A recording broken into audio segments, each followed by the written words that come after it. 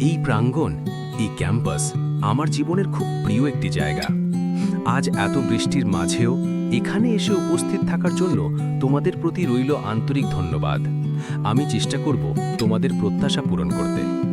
তোমাদের সামনে দাঁড়াতে পেরে আমি ভীষণ সম্মানিত বোধ করছি, কারণ খুব সহজ যা তোমরা অর্জন করতে পেরেছ আমি তা পারিনি। আজ যদি আমি আমার এই বক্তৃতাটি সম্পূর্ণ করতে পারি, তাহলে সেটাই হবে আমার জীবনের প্রথম কাজ যা আমি হার্ভার্ড থেকে পূর্ণতা দিতে পেরেছি। 2017 সালের সব স্নাতককে অভিনন্দন জানাই।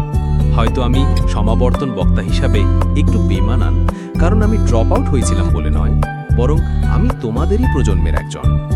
এক দশকেরও কম সময়ের ব্যবধানে আমরা একই পথে হেঁটেছি, একই লেকচারে বসেছি। তাই আজ আমি যা বলবো তা আসলে এই প্রজন্মের কাছ থেকেই শেখা। হার্ভার্ডে ভর্তি হওয়ার মুহূর্তটা আমি আজও মনে করতে পারি।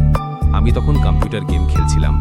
খবরটা পেয়ে সিঁড়ি পেয়ে দৌড়ে নেমে গেছিলাম বাবাকে জানাতে। সত্যি বলছি, সেদিনই মা বাবা আমাকে নিয়ে সবচেয়ে বেশি গর্বিত হয়েছিলেন। আমার প্রথম ক্লাস ছিল কম্পিউটার সায়েন্সের ক্লাস, অধ্যাপক হ্যারি লুইসের সঙ্গে।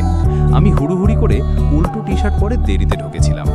কেউ আমার সঙ্গে কথা বলছিল না, তবে একজন করেছিল, সে হলো এক্সিট। আমরা একসঙ্গে সমস্যার সমাধান করতাম, আর আজ সে ফেসবুকের বড় দায়িত্ব সামলাচ্ছে। এ থেকেই বোঝা যায় মানুষের সঙ্গে ভালো ব্যবহার করা কতটা গুরুত্বপূর্ণ। আমার সবচেয়ে মধুর স্মৃতি প্রিসিলার সঙ্গে প্রথম দেখা। তখন আমি ফেস ম্যাশ ব্যামে এক প্র্যাঙ্ক ওয়েবসাইট চালু করেছিলাম। বিশ্ববিদ্যালয় প্রশাসন আমাকে বহিষ্কারের নোটিশ দিতে চলেছিল। সবাই ভেবেছিল আমার দিন শেষ। এমনকি মা বাবা এসে ব্যাগ গুছিয়ে দিতে শুরু করেছিলেন। বন্ধুরা বিদায়ের আয়োজনও করে ফেলেছিল, কিন্তু ভাগ্য যেন অন্য কিছু লিখে রেখেছিল। সেদিন বিদায়ের অনুষ্ঠানে এক বন্ধুর সঙ্গে উপস্থিত হলো প্রিসিলা।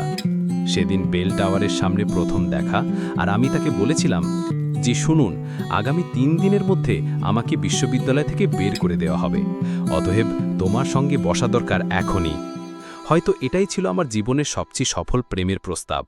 শেষ পর্যন্ত বিশ্ববিদ্যালয় আমাকে বের করে দেয়নি, আমি নিজেই বেরিয়ে গেছিলাম, কারণ ততদিনে আমি আর প্রিসিলা একসঙ্গে চলা শুরু করেছি।